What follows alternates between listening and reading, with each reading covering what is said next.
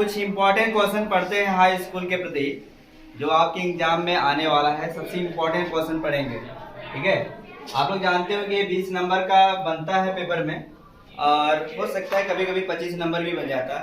तो ऐसा करिए कि आइए पहले समझते हैं इम्पोर्टेंट क्वेश्चन, ठीक है। तो आइए देखते हैं। सबसे पहले अगर क्वेश्चन कभी 1 नंबर का कभी कभी पूछ देता है, इसमें क्या बोलता है कि रासायनिक समीकरण किसे कहते हैं, तो आप डायरेक्ट जवाब दे सकते हैं छोटे शब्दों में। किसी रासायनिक अभिक्रिया का संक्षिप्त विवरण रासायनिक समीकरण कहलाता है। क्या कहलाता है? रासायनिक समीकरण कहलाता है, ठीक। ओके, जैसे क्या है मैग्नीशियम और प्लस क्या है ऑक्सीजन, इन लोगों को मिलाने के बाद क्या बनता है बाबू? Magnesium oxide. कुछ लोग पूछते हैं सर कि अभिकारक क्या है। अभिकारक क्या होता है? कोई नया पदार्थ अगर आपने सामने लिया के रख दिया और उसको क्या करने, उसके मिलाने के बाद कोई नए पदार्थ का निर्माण करते हैं, उससे हम लोग क्या करते हैं? उत्पाद करते हैं, ठीक है। तो जैसे अगर आपसे पूछ दिया जाए कि अभिकारक किसे कहते हैं, और इंग्लिश में इसको रिएक्टेंट बोलते हैं। क्या बोलते हैं? रिएक्टेंट। इसको क्या बोलते हैं? प्रोडक्ट बोलते हैं। क्या बोलते हैं?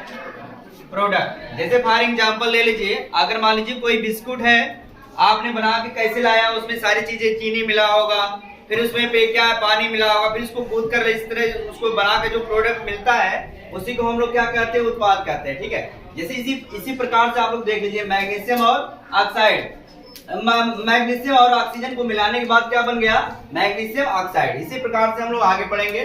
सबसे पहले देखेंगे कि अभिकारक किसे कहते हैं, ठीक है। आइए आगे बढ़ते हैं। अभी हम दिखाने वाले हैं कि रासायनिक समीकरण की जो है इसको संतुलन कैसे किया जाता है, इसको भी अभी देखेंगे। सबसे पहले अभिकारक किसे कहते हैं वो देख लीजिए। अभिकारक, इसको हम लोग बोलते हैं रिएक्टेंट। क्या बोलते हैं? रिएक्टेंट, ठीक है। ये क्या करता है? दो या दो से अधिक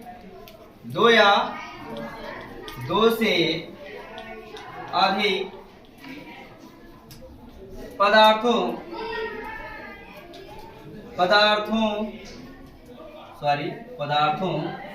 से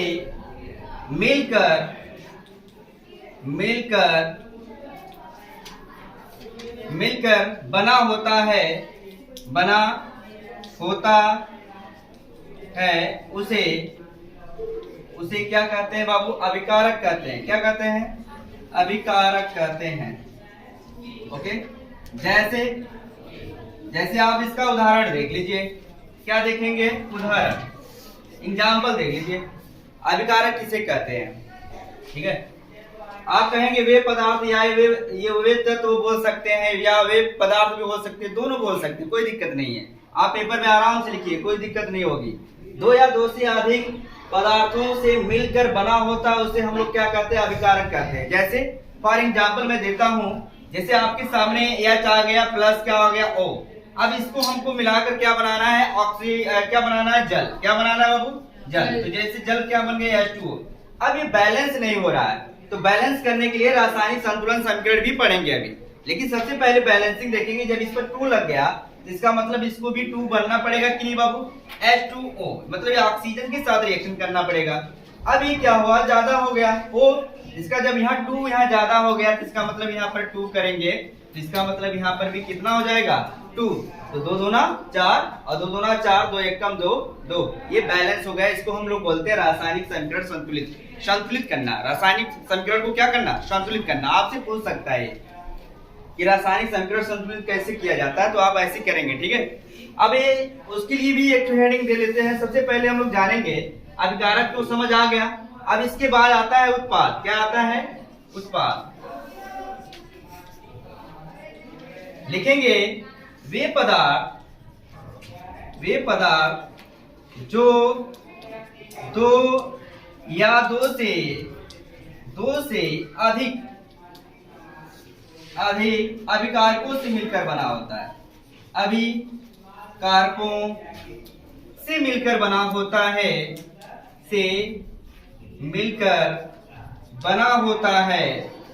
बना होता है, उसे क्या कहते हैं? उत्पाद कहते हैं। क्या कहते हैं बाबू? उत्पाद कहते हैं।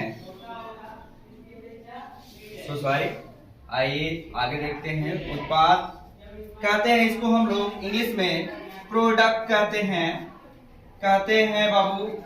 आराम से लिखिए, कोई दिक्कत नहीं है। थोड़ा मैं फास्ट लिख रहा हूँ क्योंकि आपकी क्लासेस बेसिक क्लासेस चला रहा हूँ ताकि आप जो पेपर में अच्छा कर पाए। ओके, चलिए देखते हैं। उत्पाद कहते हैं, क्या कहते हैं उत्पाद। जैसे आपको एग्जाम्पल देना पड़ेगा। एग्जाम्पल से क्या होता है, नंबर हमारे लिए बहुत अच्छा, एग्जाम्पल से नंबर अच्छा उठता है। ठीक है, आइए चेक करते हैं। जैसे अभिकारक को पहले लीजिए। मैंने कहा है वे पदार्थ जो दो या दो से अधिक अभिकारकों से मिलकर बना होता है उसे हम लोग क्या कहते हैं, उत्पाद कहते हैं। जैसे अभी फॉर एग्जाम्पल ले लीजिए, मैग्नीशियम हो गया प्लस ऑक्सीजन। ऑक्सीजन के साथ जब रिएक्शन करेंगे तो ऑक्सीजन डबल हो गया। अब ऑक्सीजन, कुछ लोग कहते हैं कि सर ये कैसे हो गया, MgO2 क्या मैग्नीशियम ऑक्साइड बन जाता है, लेकिन ये बैलेंस सर नहीं हो पाया और यहाँ पर 2 कर देंगे। ये 2 क्यों हुआ ये भी देखेंगे। जैसे मैग्नीशियम की बाहरी कक्षा में क्या इलेक्ट्रॉन होते हैं, 2। कितने होते हैं, 2। ये क्या करता है, 2 इलेक्ट्रॉन अपना त्याग करेगा, किसको, ऑक्सीजन को। ऑक्सीजन को कितने बाहरी कक्षा में क्या इलेक्ट्रॉन होते हैं, 6। और 6 होते इसलिए क्या होता है, 2 की आवश्यकता पड़ती है। हर एक तत्व चाहते हैं कि अपनी कक्षा वो पूरा कर सके अपनी। तो कक्षा पूरा करने के लिए क्या करते हैं, ये अपना इलेक्ट्रॉन डोनेट करेगा इसको, और ये लेने के लिए क्या करेगा, तैयार रहेगा। और इसी को हम लोग कहते हैं इलेक्ट्रॉन को त्यागना, और इसको ये जो लेता है उसको हम लोग ग्राहक कहते हैं। जब ये 2 इलेक्ट्रॉन लेगा, क्यों ये 2 इलेक्ट्रॉन ले रहा है, क्योंकि इसकी बाहरी कक्षा में, पहली कक्षा में 2 और दूसरी कक्षा में 6, और कितनी की आवश्यकता पड़ती है, 2 की। और 2 जब लेगा तो इसको किस प्रकार से क्रिया करेगा, तो मैग्नीशियम ऑक्साइड बना लेगा। इसलिए इसको 2 हम लोग बना के चलते हैं, कितने, 2। तो मैग्नीशियम ऑक्साइड बन गया, तो इसी को हम लोग क्या कहते हैं, उत्पाद। अब यहाँ से यहाँ जो हुआ ये क्या कहलाने लगेगा, आपका अभिकारक कहलाएगा, कारक कहलाएगा। और जो बन के प्राप्त होगा उसे हम लोग क्या कहेंगे, उत्पाद कहेंगे। क्या कहेंगे बाबू, उत्पाद कहेंगे। और ये देखिए संतुलित करने का तरीका भी आप लोगों को बता दिया। इस कंडीशन से आप संतुलित भी कर सकते हैं। अगर आपको पता है कि इसकी बाहरी कक्षा में कितने इलेक्ट्रॉन है और कितना किस पर कितना ऋण चार्ज होता है, तब आप अच्छे से अपना जो है आराम से रासायनिक समीकरण संतुलित कर सकते हैं। ये 2 नंबर का आता है, आराम से संतुलित कर लीजिएगा और इसी प्रकार से आप पेपर में अच्छे से कर पाएंगे। ठीक है, आइए आगे बढ़ते हैं। अब आपसे पूछेगा रासायनिक अभिक्रिया कितने प्रकार की होती है, रासायनिक अभिक्रिया कितने प्रकार की होती है, सभी का डिफिनेशन पूछता है आपसे। तो आइए सबको बारी बारी से हम लोग पढ़ेंगे। ठीक है,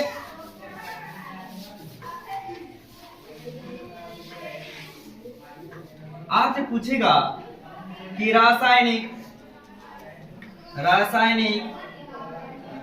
अभिक्रिया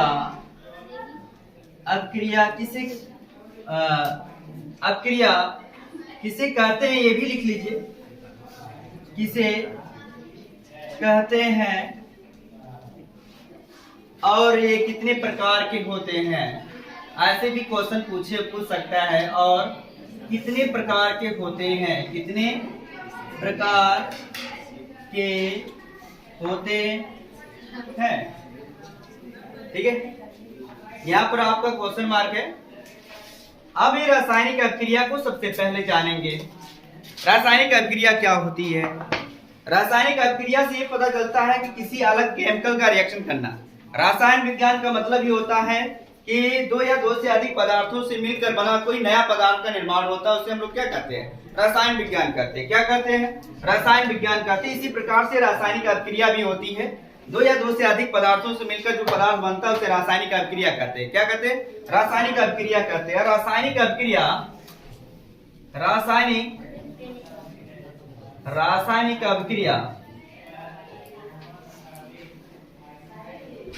अभिक्रिया जिसको हम लोग बोलते हैं केमिकल रिएक्शन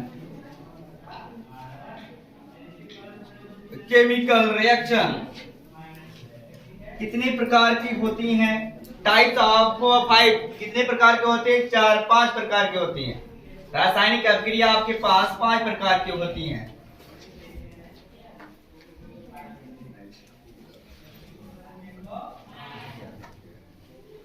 पांच प्रकार की होती हैं, 5 प्रकार की होती हैं। कितनी प्रकार की होती है, 5। कौन कौन होती है, नंबर 1, पहला संयोजन अभिक्रिया। संयोजन एक मिनट, थोड़ा साफ साफ लिखते हैं, आप लोग समझ जाइएगा। रासायनिक अभिक्रिया 5 प्रकार की होती है। नंबर 1, थोड़े आराम से देखेंगे कितने प्रकार की होती है, 5। पहला है संयोजन अभिक्रिया,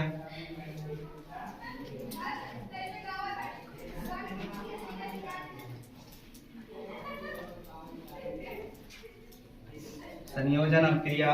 दूसरा है वियोजन अभिक्रिया, वियोजन अभिक्रिया।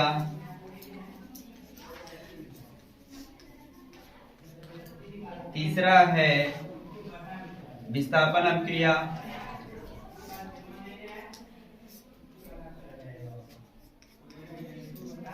विस्थापन अभिक्रिया। चौथा है द्विविस्थापन अभिक्रिया, द्विविस्थापन अभिक्रिया, द्विविस्थापन अभिक्रिया। और पांचवा है आपके पास उपचयन तथा अपचयन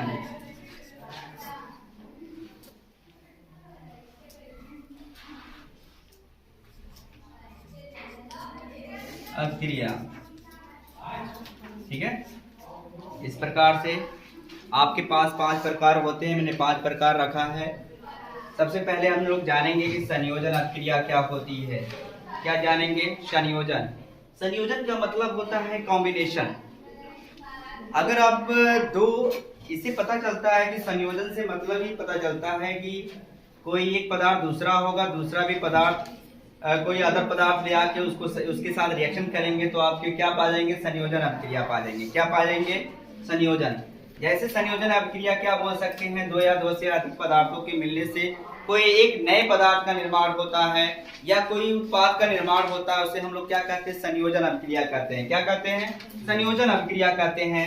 जैसे उदाहरण के लिए आप इसमें आप लिख सकते हैं वे पदार्थ, चलिए वे पदार्थ जो 2 या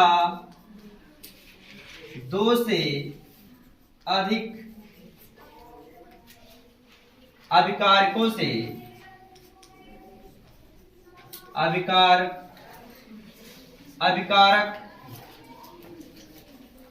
पदार्थों से मिलकर एक नए पदार्थ का निर्माण करता है, उसे संयोजन अभिक्रिया कहते हैं। संयोजन अभिक्रिया कहते हैं। अभिक्रिया कहते हैं। ओके, समझ आया बाबू? नहीं समझ आएगा वीडियो को आराम से रोक के देखते रहिएगा और चेक करते रहिएगा क्या कैसे पढ़ेंगे। ठीक है, और आराम से आप लोग देखेंगे तो और अच्छी तरह से आप लोगों को समझ आएगा। ठीक है, वे पदार्थ जो 2 या 2 से अधिक अभिकारक पदार्थों से मिलकर बना होता है या मिलकर नए पदार्थ का निर्माण करता हो, उसे हम लोग संयोजन अभिक्रिया करते हैं। एग्जाम्पल देना जरूरी है केमिस्ट्री में। अगर एग्जाम्पल नहीं देंगे तो नंबर नहीं मिलेगा बाबू।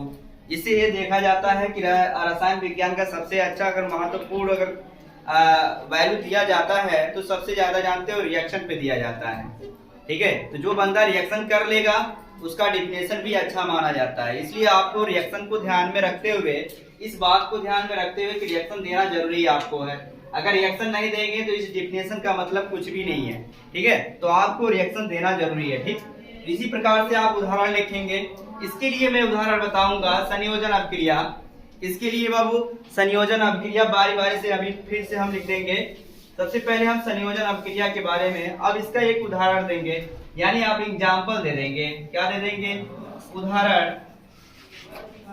उदाहरण देखिएगा कैसे होता है। मैं फॉर एग्जाम्पल दिखाना चाहूंगा आप लोगों को। अगर मान लीजिए आपके सामने संयोजन अभिक्रिया में क्या होता है कि 2 या 2 से अधिक पदार्थों से मिलकर बना होता है। ठीक है, तो जैसे मैं अगर मान लीजिए वही एग्जाम्पल ले लेता हूं जो पीछे लिया था, वही फिर से ले लेता हूं। अच्छा ये वाला ले लो, ZnSO4। अब ये हो गया, अगर इस प्रकार से आप डबल चार्ज है, SO4 पे हर समय डबल चार्ज होता है, ये आपको याद रखना होता है। SO4 पे हर समय कितना डबल चार्ज होता है, वो भी रीड चार्ज होता है। इससे पता चलता है कि अगर आप रिएक्शन करोगे तो इसके पास भी डबल चार्ज होना चाहिए। डबल चार्ज का मतलब कितना हुआ, Zn जिंक, इसकी बाहरी कक्षा में 2 इलेक्ट्रॉन होते हैं, इसलिए सी इसके अभी 2 इलेक्ट्रॉन अपना डोनेट करेगा किसी को। और जब डोनेट करेगा तो उससे पहले एक बंदा आ गया जिसका नाम है SO4, और SO4 के ऊपर कितना चार्ज है, माइनस का। ये दोनों आके इसको क्या करेंगे, कवर करेंगे, और जब कवर करेंगे तो ये बन जाएगा ZnSO4। यानी इससे पता चला कि 2 या 2 से अधिक पदार्थों के मिलने से जो एक कोई नए पदार्थ का संयोजन हो, संयोजन माने जुड़ जाना, संयोजन माने क्या होता है, जुड़ जाना, यानी जुड़कर एक नए पदार्थ का निर्माण करता हो, उसे हम लोग क्या बोलते हैं, संयोजन रासायनिक अभिक्रिया कहते हैं। समझ आ रहा है, संयोजन रासायनिक अभिक्रिया कहते हैं या संयोजन अभिक्रिया कहते हैं। अभिक्रिया कितने प्रकार की होती है, 5 प्रकार की होती है। कितने प्रकार की, 5 प्रकार की होती है। इस प्रकार से आप रिएक्शन करोगे, और अगर आप चाहते हो बहुत सारे रिएक्शन आप कर सकते हो, ठीक है। इसी प्रकार से आप रिएक्शन करते रहेंगे संयोजन अभिक्रिया के लिए। और थोड़े से चलिए एक और देख लीजिए। अगर आपके पास है कार्बन प्लस, एक मिनट,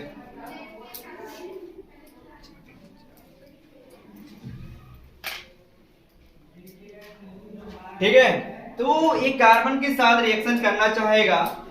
कार्बन के साथ जब रिएक्शन करेगा तो ऑक्सीजन, कार्बन के साथ कौन रिएक्शन करने आ रहा है, ऑक्सीजन। जब रिएक्शन करेगा तो ये बन जाएगा कार्बन डाइऑक्साइड। क्या बन जाएगा, कार्बन डाइऑक्साइड। ये संयोजन करके कार्बन और ऑक्सीजन के संयोग से, मतलब इनके जुड़ने से, जो अभिकारक आप जोड़ रहे हो, अभिकारक फर्स्ट और अभिकारक नंबर सेकेंड, ये 2 या 2 से अधिक अभिकारक के मिलने से एक प्रोडक्ट भी बनता है जिसका नाम हम लोग उत्पाद बताए। अब उसको भी जानते हुए अब इसको हम लोग क्या बता दें, संयोजन। संयोजन अभिक्रिया किसे कहते हैं, 2 या 2 से अधिक तत्वों के मिलने से जो आपका पदार्थ का निर्माण होता है उसे हम लोग क्या कर दिए, संयोजन अभिक्रिया कहते हैं। क्या कहते हैं, संयोजन अभिक्रिया कहते हैं। इसे इस प्रकार से आप लोग तैयार कर देंगे। इसके नाम से ही पता चलता है कि संयोजन अभिक्रिया क्या है।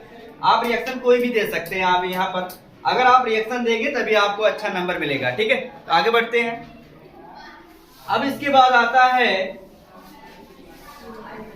वियोजन अभिक्रिया। वियोजन के नाम से ही पता चल जाता है कि टूट जाना। वियोजन के नाम से भी पता चलता है कि अभिकारक जो रहेगा वो 2 भागों में टूट जाएगा। कितने भागों में, 2 भागों में टूट जाना ही वियोजन अभिक्रिया कहलाता है। क्या कहलाता है, वियोजन अभिक्रिया। वियोजन अभिक्रिया,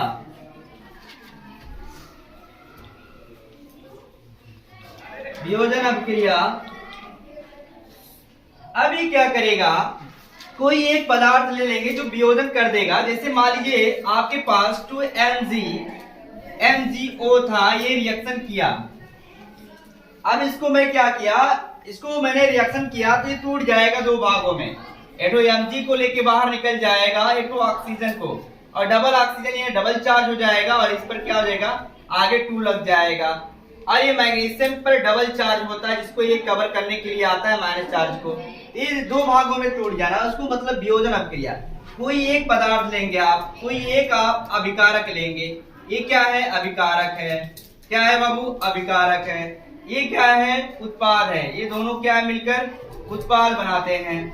अलग अलग टूट गए, एक ऑक्सीजन में टूट गया, एक को किस में टूट गया, मैग्नीशियम। ये श्वेत तत्व भी कहा जाता है इसको, ठीक है। कौन सा तत्व हो जाएगा, श्वेत तत्व कहा जाएगा। ये ऑक्सीजन में टूट जाएगा और ऑक्सीजन बन के क्या हो जाएगा, उड़ जाएगा। ये क्या हो गया, उत्पाद हो गया। ये क्या हो गया, अभिकारक हो गया, ठीक है। अब इसी प्रकार से आगे बढ़ रहे हैं, ठीक। इसे हम लोग क्या कहेंगे, वियोजन। 2 या 2 से नहीं, कोई एक उत्पाद को या कोई एक अभिकारक को 2 भागों में टूट जाना है। 2 भागों में टूट जाना ही क्या कहलाएगा बाबू, वियोजन अभिक्रिया कहलाएगा, ठीक है। 2 भागों में टूट जाना ही क्या कहलाएगा, वियोजन अभिक्रिया कहलाएगा। या आप वो भी बोल सकते हैं कि अगर कोई एक पदार्थ है उसे गर्म करने पर 2 भागों में टूट जाना ही क्या कहलाएगा। अगर मान लो आपके पास जल है H2SO4 है, चलिए सल्फ्यूरिक अम्ल ले लीजिए, H2SO4 है, ये दो भागों में टूट जाएगा। और दो भागों में टूटना क्या, H2 मतलब क्या हो गया, प्लस चार्ज हो गया, और देखिए SO4 पे डबल चार्ज होगा, ये क्या होगा, सल्फेट बन जाएगा, क्या होगा, सल्फेट बन जाएगा, ये हाइड्रोजन बन जाएगा। ये क्या था, सल्फ्यूरिक अम्ल था आपका, क्या था बाबू, सल्फ्यूरिक अम्ल। सल्फ्यूरिक अम्ल था ये। और ये क्या, इसको हम लोग क्या कह रहे थे, अभिकारक। इस अभिकारक को हमने गर्म किया, ये दो भागों में टूट जाना, ही क्या कहलाने लगा, वियोजन अभिक्रिया। ज्यादा याद करने की जरूरत नहीं है, दो भागों में टूट जाना। कोई वे पदार्थ या वे आप बोल सकते हो वह यौगिक जो दो भागों में टूट जाए, उसे हम लोग क्या कहते हैं, वियोजन अभिक्रिया कहते हैं। आप ज्यादा बोलने की जरूरत नहीं और ज्यादा लिखने की जरूरत नहीं, आप रिएक्शन दे देंगे, उससे आपको पूरी सहमति से आपको नंबर मिल जाएगा। चलिए आगे देखते हैं। आपके पास है विस्थापन अभिक्रिया। विस्थापन अभिक्रिया क्या होता है, एक छोड़ेगा, एक दूसरा स्थान जाके ले लेगा। विस्थापन अभिक्रिया कौन सी अभिक्रिया, विस्थापन अभिक्रिया। विस्थापन अभिक्रिया, विस्थापन अभिक्रिया ये आपकी कितनी है, तीसरा नंबर है। विस्थापन अभिक्रिया किसे कहते हैं, कभी कभी पूछ देता है कि विस्थापन अभिक्रिया किसे कहते हैं।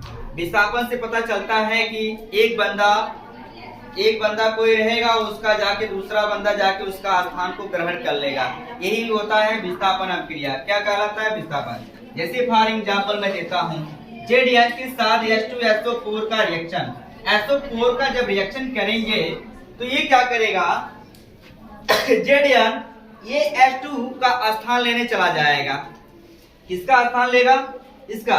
तो आप बोलेंगे कि वे पदार्थ या वे यौगिक, वे अभिकारक जो एक दूसरे पदार्थ को तोड़कर अपना खुद का एक स्थान ले लेता है, उसे हम लोग क्या कहते हैं, विस्थापन अभिक्रिया कहते हैं। क्या कहते हैं, ये बंदा क्या होगा, टूट जाएगा, क्योंकि इस पर डबल चार्ज होता है, और एक क्या होता है, सिंगल बॉन्ड, मतलब एकल बॉन्ड की तरफ होता है, डबल बॉन्ड के लोग लेके आएगा, और इस पर डबल चार्ज होता है। ये डबल चार्ज इसके साथ जल्दी कॉम्बिनेशन कर जाता है, और हाइड्रोजन तुरंत क्या हो जाएगा, उड़ जाएगा, और उड़ने के बाद जो बचेगा जिंक सल्फेट हो जाएगा। क्या बनेगा, जिंक सल्फेट। और जिंक सल्फेट बनने की कंडीशन को हम लोग क्या कर दिए, विस्थापन अभिक्रिया कर दिए। कौन सी अभिक्रिया, विस्थापन अभिक्रिया। मतलब इससे पता चल रहा है कि एक बंदा एक स्थान छोड़ के चला जाएगा, दूसरा बंदा आके उसका स्थान ले लेता है, उसे हम लोग क्या कहते हैं, विस्थापन अभिक्रिया कहते हैं। जैसे आ जाइए, ये क्या करेगा, इसका स्थान छोड़ देगा, ZnSO4 स्थान जब छोड़ेगा तो ये H2 क्या हो जाएगा, बाहर हो जाएगा, और ये गैस बन के उड़ जाएगी, और ये क्या कहलाएगा, विस्थापन अभिक्रिया। विस्थापन अभिक्रिया से पता चलता है कि ये वाला विस्थापित हो जाता है, हट जाता है, और दूसरा वाला जाके इस स्थान को ग्रहण कर लेता है, उसी को हम लोग क्या कहते हैं, विस्थापन अभिक्रिया कहते हैं। ठीक है, आगे बढ़ते हैं। द्विविस्थापन अभिक्रिया। कौन सी अभिक्रिया, द्विविस्थापन अभिक्रिया। द्विविस्थापन अभिक्रिया उसे कहते हैं जो अपने आयनों का आदान प्रदान करता है। देखिए कैसे करता है वो भी देख लीजिएगा। जैसे आपके पास आ गया H2SO4 प्लस आपके पास आ गया बाबू NaCl। अब ये बना देगा आपका NaCl, जब लेंगे तो ये बना देगा Na2SO4। जब Na2SO4 बनाएगा तो इस पर क्या होता है, 1 चार्ज होता है, और इस पर फिर डबल चार्ज होता है। इसको डबल चार्ज कवर करने के लिए इसको 2 बनना पड़ेगा। कितना बनना पड़ेगा, 2। और जब ये 2 बनेगा तो बैलेंसिंग करने के लिए 2 आप लगाएंगे यहाँ पर। अब ये क्या बन जाएगा, HCl बन जाएगा। और जब HCl बनेगा तो इस पर देख रहे हैं कि 2 लगा है, इसको बैलेंस करने के लिए आप क्या लगा दोगे, 2 लगा दोगे। इस प्रकार से आप रिएक्शन भी करेंगे, और इसको बोलते हैं रासायनिक संतुलित समीकरण।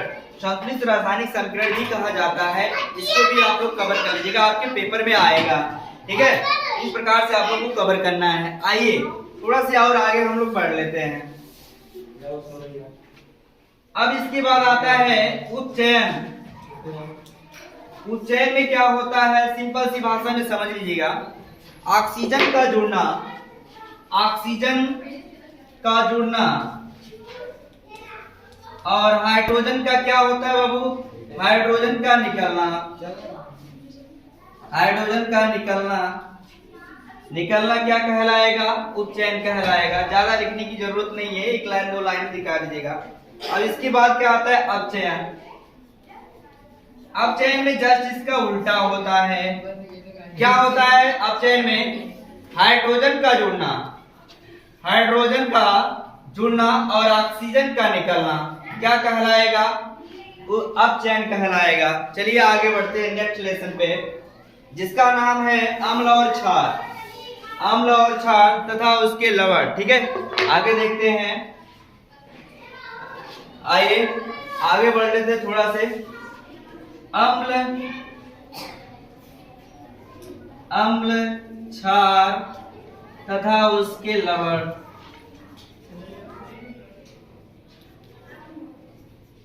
चलिए ये भी 1-2 नंबर में आ जाता है आपका। 1-2 नंबर का क्वेश्चन आप लोग आराम से करिएगा, कोई दिक्कत नहीं। अम्ल किसे कहते हैं देख लीजिएगा। अम्ल, आप ये बोलेंगे कि वे सांद्र विलयन। सांद्र मतलब होता है लिक्विड, कोई पदार्थ ले लीजिए, मान लीजिए वे सांद्र हाइड्रोक्लोरिक अम्ल ले लीजिए कोई भी, तो उसमें से क्या करता है? H आयन निकलना। आप बोलेंगे कि अम्ल उसे कहते हैं जिसमें H आयन निकलता है, और ये स्वाद में क्या होता है? खट्टा होता है। और ये नीले लिटमस पेपर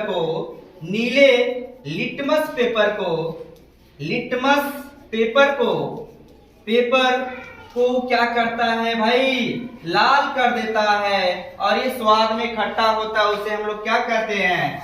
अम्ल कहते हैं। ज्यादा कहने की जरूरत नहीं और ज्यादा लिखने की जरूरत नहीं।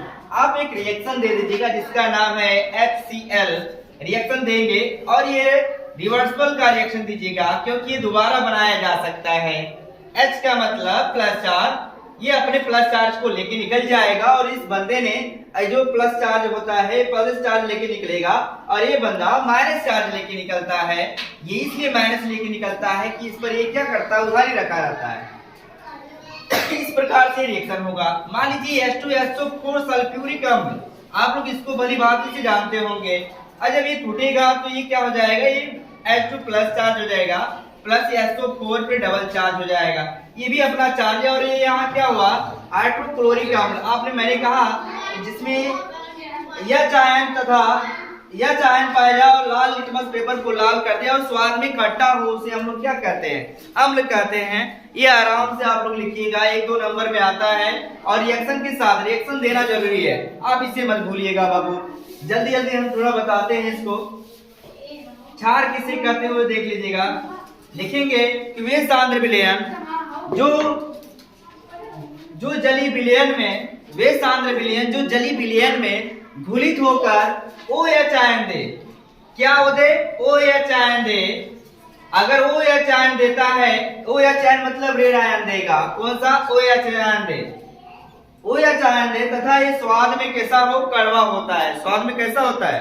कड़वा होता है। और ये लाल लिटमस पेपर को नीला कर देता है। लाल लिटमस पेपर को नीला कर देता है, उसे हम लोग क्या कहते हैं? क्षार कहते हैं। ठीक है। अब ये कहेगा कि लवण किसे कहते हैं? अम्ल तथा क्षार की अपक्रिया से जो बनता है उसे हम लोग क्या कहते हैं? लवण कहते हैं। क्या कहते हैं? लवण। और लवण बनने के बाद जो बनता है उसे हम लोग क्या कहते हैं? जल। लवण तथा जल बनाता है उसे हम लोग लवण कहते हैं। अम्ल तथा क्षार के मिलने को हम लोग क्या कह दिए? लवण कह दिए। ठीक है। और इसी को उदासीनीकरण भी कहते हैं। कौन सा करण कहते हैं? उदासीनीकरण कहते हैं। पेपर में आपके लिए बहुत इंपॉर्टेंट है। चलिए नेक्स्ट लेसन पे चलते हैं। और एक चीज और है, इसका सवाल पूछा जाता है कभी कभी, ध्यान रहे। आपके पास 2 प्रकार के सवाल आएंगे। जैसे आपके पास एक सूत्र आना चाहिए कि एक क्षार के माध्यम से होता है, एक तो अम्ल के माध्यम में क्षार सूत्र होगा। 2 प्रकार का मैं सूत्र बता देता हूँ, शॉर्टकट लगाएंगे। 1 नंबर में होता है, जैसे आपके पास अगर यह चाय का पीएच मान निकालने के लिए बोलता है तो उसके लिए 10⁻⁻ pH होता है। इस सूत्र को आप लोग ध्यान दीजिएगा। और एक और होता है H आयन और OH आयन। ये किसके लिए होता है? जब क्षार आपको पता हो और अम्ल ना पता हो तब के लिए ऐसा होता है। 10⁻⁻ कितना होता है? 14। जैसे फॉर एग्जाम्पल मैं आपको एक एग्जाम्पल दे देता हूँ, 1 नंबर में आ जाता है। चलिए उसको चेक कर लेते हैं कैसे आता है। नंबर 1, जैसे मैंने कह दिया कि वह NaCl में लिख लीजिए, NaCl में अगर NaCl हाइड्रोक्लोरिक अम्ल, एक मिनट पूरा लिख देते हैं, हाइड्रोक्लोरिक अम्ल में H आयन की वैल्यू अगर आपको दे दिया है 10⁻⁻⁶ दे दिया है, इस प्रकार का क्वेश्चन पूछता है आपसे, तो उसमें आपको कह देगा कि pH मान निकालिए। क्या निकालना है? pH मान निकालना है। तो डायरेक्ट आप फार्मूला लगा लीजिएगा। क्या लगा लेंगे? फार्मूला वही वाला। आपको लेटेस्ट देन दे दिया H आयन, जब वैल्यू आपको पता है 10⁻⁻⁶, तो इसके एक सूत्र होता है H आयन बराबर होता है 10⁻⁻ pH।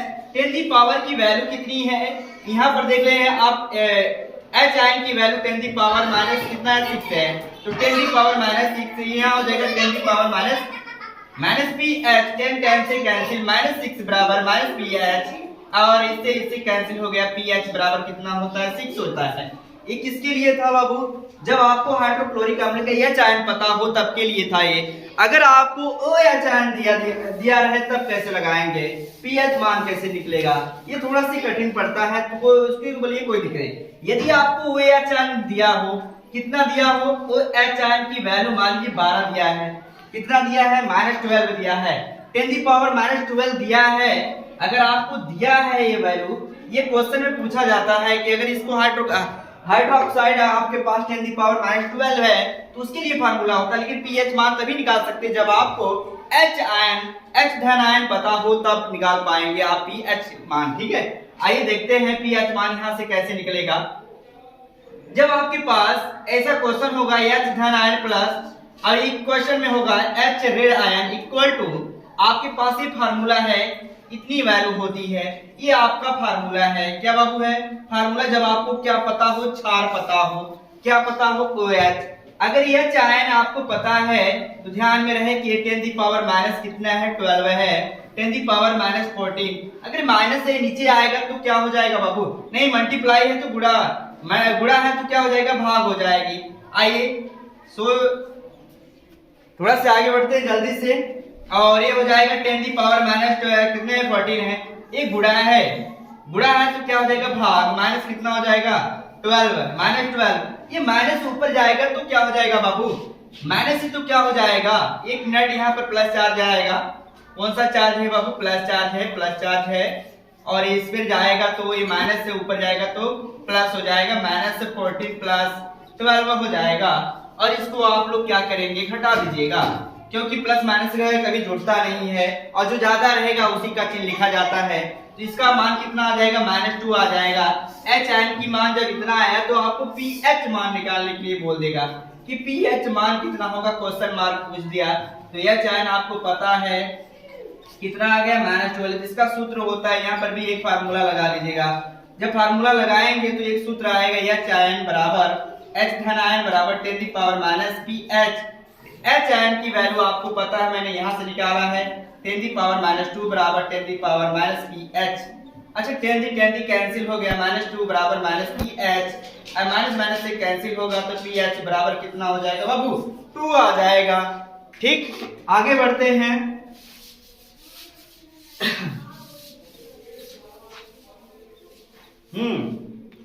आप लोग तैयार कर लीजिएगा, आपके पेपर में बहुत बार पूछा जाता है plaster of Paris. Plaster of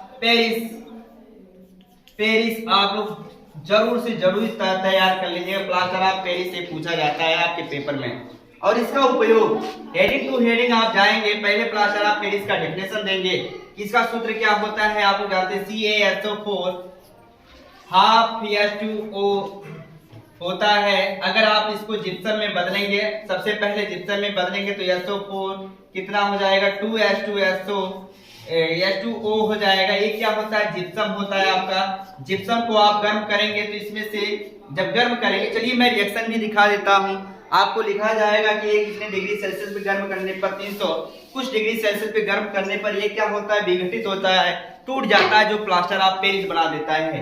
क्या बना देता है बाबू? CaSO4 हाँ CaSO4 यहाँ हो जाएगा 2H2O हो जाएगा। इसका रिएक्शन करेंगे, इसको रक्त तप्त भी दे सकते हैं, रक्त तप्त लिख देंगे तो भी काम चल जाएगा। जब इसको रक्त तप्त करेंगे तो दो भागों में टूट जाएगा। CaSO4 ये हो जाएगा हाफ H2O, थोड़ा सा गाढ़ा हो जाएगा, प्लस इसमें से एक सही 1/2 H2O ये निकल जाएगा आपका। 2 1 कम 2 1 3 3 और ये 1/2 आप इसको करेंगे तो आपके पास यही आएगा, कितना आ जाएगा 2H2O आ जाएगा। आराम से आप इसका उपयोग लिख लीजिएगा। फिर इसके बाद इसकी हेडिंग डालेगा, ये रिएक्शन आप क्रिया हेडिंग डालेंगे।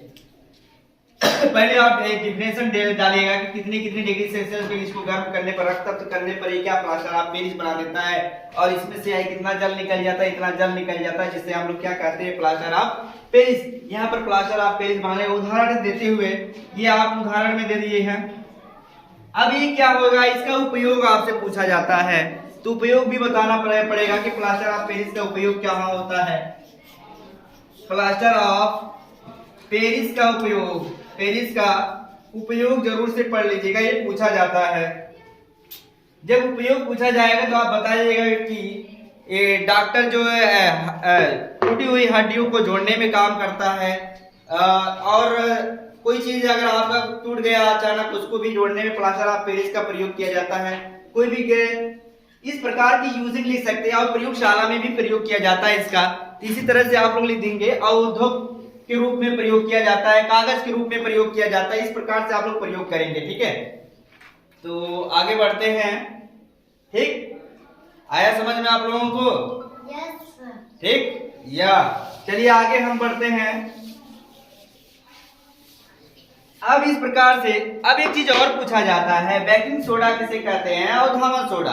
ये जो दो क्वेश्चन इसके लिए भी बनता है, धावन सोडा किसे कहते हैं, धावन सोडा, धावन सोडा किसे कहते हैं। इसका देखिए एक फार्मूला होता है, तो पहले आप फार्मूला जानते रहेंगे तभी तो बना पाएंगे, ठीक है। तो Na2CO3 10H2O ये आपका फार्मूला होता है। क्या होता है बाबू फार्मूला? इस फार्मूले को निकालने के लिए किसका रिएक्शन करेंगे, शुष्क ऑक्सीजन का, मतलब शुष्क कार्बन डाइऑक्साइड का रिएक्शन कर दीजिएगा और तुरंत ये धावन सोडा आपका प्राप्त हो जाएगा। ये कहाँ उपयोग किया जाता है आप लोग जानते हो, इसको कर लेना आराम से। और बेकिंग सोडा भी आप लोग प्रयोग कर लीजिएगा इसी प्रकार से। चलिए हम लास्ट वाले प्रश्नावली में चलते हैं। और एक चीज है, मेंडलीफ आवर्त सारणी को आप लोग ध्यान दे लीजिएगा एक बार कि मेंडलीफ आवर्त सारणी में कितनी जो है सारणियां होती है, कितनी आवर्त होते हैं, कितनी कक्षाएं होती हैं। इस प्रकार से उसकी ब्लॉक सब लिख लीजिएगा, क्योंकि हम लोग मैं बताया था बहुत पहले, इसको आप लोग देखे कि नहीं देखे, इस कक्षा को देखिएगा और आराम से जाके पढ़िएगा। काका 10 ईयर्स में भी दिया तो उसको भी प्रयोग कर लीजिएगा। मेरे पास समय कम है, कल हो सकता है, कल 2-3 दिन में आपका भी पेपर होने वाला, तो उसके लिए आप लोग ध्यान दीजिएगा। तो आगे बढ़ते हैं। आता है, आपसे पूछा जाता है कि हाइड्रोकार्बनिक यौगिक, कौन सा यौगिक? कार्बनिक यौगिक, हाइड्रोकार्बनिक यौगिक किसे कहते हैं? अब दिमाग में रख ले भैया, हाइड्रोकार्बनिक यौगिक किसे कहते हैं, दिमाग में रख लो कि हाइड्रोजन तथा कार्बन के मिलने को हाइड्रोजन कार्बनिक यौगिक कहा जाता है। ये सिंपल सा, ये 2 प्रकार के होते हैं। कितने प्रकार के होते हैं? 2 प्रकार के। पूरे अच्छी तरह से मैं डिफाइन कर देता हूँ, इसके बाद आप फिर इसके बाद मैं छुट्टी कर दूंगा, जो बस 5 मिनट और समय दीजिएगा, ठीक है। आपके पास है कार्बनिक यौगिक, ये 2 प्रकार के होते हैं। कौन? एलिफैटिक हाइड्रोकार्बनिक यौगिक, कार्बनिक यौगिक, और ये होता है एरोमेटिक हाइड्रोकार्बनिक यौगिक, ठीक है। ये 2 प्रकार के होते हैं। एलिफैटिक, अब अगर पूछ दिया जाएगा कि एलिफैटिक किसे कहते हैं, ये खुली श्रृंखला बनाता है। कैसी श्रृंखला बनाता है? कार्बन कार्बन से मिलकर खुली श्रृंखला का निर्माण करता है, उसे हम लोग क्या कहते हैं बाबू? एलिफैटिक कहते हैं। क्या कहते हैं? एलिफैटिक हाइड्रोकार्बनिक यौगिक कहते हैं। और जो कार्बन कार्बन से मिलकर क्या बनाता हो? बंद श्रृंखला का श्रृंखला का निर्माण करता है उसे हम लोग क्या कहते हैं बाबू, एरोमेटिक कहते हैं। जैसे फॉर एग्जांपल आप बेंजीन ले लीजिए, क्या ले लेंगे, बेंजीन। अब इस प्रकार से क्रिया कर लीजिएगा, ये बेंजीन जब बनाएगा तो C6H6 ये क्या कहलाएगा, बेंजीन। ये एरोमेटिक बंद श्रृंखला का निर्माण कर रहा है कि नहीं बाबू, इसे हम लोग कहेंगे एरोमेटिक। और जो एलिफैटिक कहलाता है बाबू, दिमाग में रख ले कि अगर एलिफैटिक, फैटिक माने हुआ फैला हुआ, ये खुली हुई श्रृंखला कार्बन कार्बन से। जैसे एग्जांपल मैं दे देता हूं, फॉर एग्जांपल आपके सामने एग्जांपल क्या है बाबू, इस प्रकार का एग्जांपल देखिए कैसे पूछा जाता है। कुछ नहीं करना है, CH3 CH2 कुछ भी डाल दो आप लोग, CH2 CH3, ये बताओ खुली हुई श्रृंखला है कि नहीं। अगर आप लोग चाहते हो और इस स्ट्रक्चर इसको फैला दो, तो इस प्रकार से आप फैला दे, क्योंकि कार्बन की बाहरी कक्षा में 4 इलेक्ट्रॉन होता है। ये पूरा करने के लिए हाइड्रोजन के साथ रह क्या करता है, रहता है। और मैंने बोला कि किसके किसके मिलने पे क्या कहलाता है, हाइड्रोकार्बनिक यौगिक उसे कहते हैं जिसमें हाइड्रोजन तथा कार्बन मिले होते हैं। वही तो मैं एग्जांपल दे रहा हूं आपको। ये क्या हो जाएगा, ये हाइड्रोजन मिल गया और ये क्या है, कार्बन। और ये कार्बन की बाहरी कक्षा में 4 इलेक्ट्रॉन होते हैं, 4 की आवश्यकता पड़ती है। 4 कितना हो जाएगा, 8। इसी प्रकार से आप स्ट्रक्चर दे सकते हैं, ऐसे भी दे सकते हैं, कोई दिक्कत नहीं है। इस प्रकार से आप देंगे तो ये हो जाएगा H, और इधर भी H, इधर भी H, और सब ये अपनी कक्षाएं पूरा कर रहे हैं। इसे हम लोग क्या कहेंगे, एलिफैटिक हाइड्रोकार्बनिक यौगिक कहेंगे। ठीक है, आगे हम बढ़ते हैं। अब पूछा जाएगा कि ये कितने प्रकार के होते हैं, 2 प्रकार के होते हैं, संतृप्त हाइड्रोकार्बनिक यौगिक। मैं थोड़ा शॉर्ट में लिख दूंगा, कार्बनिक यौगिक, और ये होता है असंतृप्त हाइड्रोकार्बनिक यौगिक। संतृप्त हाइड्रोकार्बनिक यौगिक ये क्या होता है, ये 2 प्रकार के। अब देखिएगा, संतृप्त हाइड्रोकार्बनिक यौगिक ये कहेंगे कि वे हाइड्रोकार्बनिक यौगिक, आप डिफिनेशन जब देंगे तो वे हाइड्रोकार्बनिक यौगिक लगा के कहेंगे। कार्बनिक यौगिक कुछ नहीं करना होता है, हाइड्रोकार्बनिक यौगिक जो कार्बन कार्बन से मिलकर एकल बॉन्ड का निर्माण करता है, एकल बॉन्ड का निर्माण करता है, उसे हम लोग क्या कहते हैं बाबू, संतृप्त हाइड्रोकार्बनिक यौगिक। कभी आवश्यकता पड़ेगी तो मैं डिटेल बताऊंगा, बट इसको अभी मैं शॉर्टकट बता रहा हूं कि आपके परीक्षा के लेवल से बता रहा हूं, ताकि आप जल्दी से तैयार कर लें। ठीक है, क्या करता है बाबू कि संतृप्त हाइड्रोकार्बनिक यौगिक जो कार्बन कार्बन से मिलकर एकल बॉन्ड का निर्माण करता है, उसे हम लोग क्या कहते हैं, संतृप्त हाइड्रोकार्बनिक यौगिक कहते हैं। और इसे एक चीज और कहा जाता है, एल्केन भी कहा जाता है, एल्केन हाइड्रोकार्बनिक यौगिक। इसका सामान्य सूत्र होता है CnH2n+2 होता है। कितना होता है, इतना होता है। अगर आपको देखना है एग्जांपल देख लीजिएगा, एग्जांपल अगर आप देखेंगे तो n बराबर होता है 2। मान लीजिए n बराबर मैं 2 ले लेता हूं, तो ये आप फार्मूला में रख के चेक कर सकते हैं। अगर ये एकल बॉन्ड का निर्माण करता है तो हम समझ जाएंगे संतृप्त या क्या कहलाएगा बाबू, एल्केन हाइड्रोकार्बनिक यौगिक कहलाएगा। आइए चेक कर लेते हैं। अभी आप संतृप्त को मैं छोड़ रहा हूं, चलिए आगे देख लेते हैं। ये हो जाएगा CN2, यहाँ 2 दूना 4 हो जाएगा, 4 और 2 कितना, 6 हो जाएगा। ये फॉर एग्जांपल कार्बन को बीच में रखते हैं, और जो जिसको कम इलेक्ट्रॉन की जरूरत पड़ती है उसको किनारे पर रख लेते हैं। आइए चेक कर लेते हैं, ये एक दूसरे को मैच कर रहे हैं। और कार्बन की बाहरी कक्षा में 4 होते हैं, 4 4 कितने हो गए, 8 हो गए। और एकल बॉन्ड का निर्माण किया कि नहीं, अगर एकल बॉन्ड का निर्माण करता है तो इसे एकल बंध का निर्माण करता है, जिसका मतलब क्या कहलाने लगेगा, एल्केन कहलाएगा, एल्केन कहलाएगा, एल्केन। अब एल्केन कहलाता है, उसी को हम लोग और क्या कहते हैं बाबू, संतृप्त हाइड्रोकार्बनिक यौगिक कहते हैं। ठीक है, थोड़े से और आगे बढ़ लेते हैं। आगे हम बढ़ते हैं असंतृप्त। असंतृप्त बहुत बार पूछा है, असंतृप्त हाइड्रोकार्बनिक यौगिक और संतृप्त हाइड्रोकार्बनिक यौगिक में अंतर पूछा जाता है। इसको आप लोग अच्छी तरह से तैयार कर लीजिएगा। ओके, आइए चेक करते हैं। वे हाइड्रोकार्बनिक यौगिक जो कार्बन कार्बन से मिलकर एक डबल बॉन्ड और ट्रिपल बॉन्ड का निर्माण करता है, उसे हम लोग क्या कहते हैं बाबू, असंतृप्त हाइड्रोकार्बनिक यौगिक कहते हैं। ये 2 प्रकार के होते हैं, एल्कीन और एल्काइन। एल्कीन और एल्काइन, असंतृप्त हाइड्रोकार्बनिक यौगिक, कार्बनिक यौगिक। समय कम है, थोड़े से फास्ट में पढ़ा रहा हूं, इसके लिए खेद है। चलिए आगे बढ़ते हैं। और ये हो जाएगा एल्कीन। एल्कीन हाइड्रोकार्बनिक यौगिक, कार्बनिक यौगिक आप चेक कर लीजिएगा, और ये हो जाएगा एल्केन, नहीं एल्काइन हाइड्रोकार्बनिक यौगिक। ये क्या करता है, ये डबल बॉन्ड का निर्माण करता है, ये ट्रिपल बॉन्ड का निर्माण करता है कार्बन कार्बन से मिलकर। इसका सामान्य सूत्र होता है CnH2n और इसका सामान्य सूत्र होता है CnH2n-2 होता है। जब आप n बराबर 1 रखेंगे, चेक कर लीजिए क्या ये बात सही डबल बॉन्ड बनाता है। चेक करते हैं आके, जब चेक करेंगे तो आप इसका स्ट्रक्चर देख के इसको हल करेंगे तो आपको और अच्छा नंबर मिलेगा। ओके, चेक कर लीजिएगा प्लीज। मैं यही से आपसे कहता हूं कि आप बोर्ड में अगर अच्छा नंबर प्राप्त करना चाहते हैं तो जरूर से इसको आप इस वीडियो को देखिएगा और अच्छे से आप अपना नंबर प्राप्त करिएगा।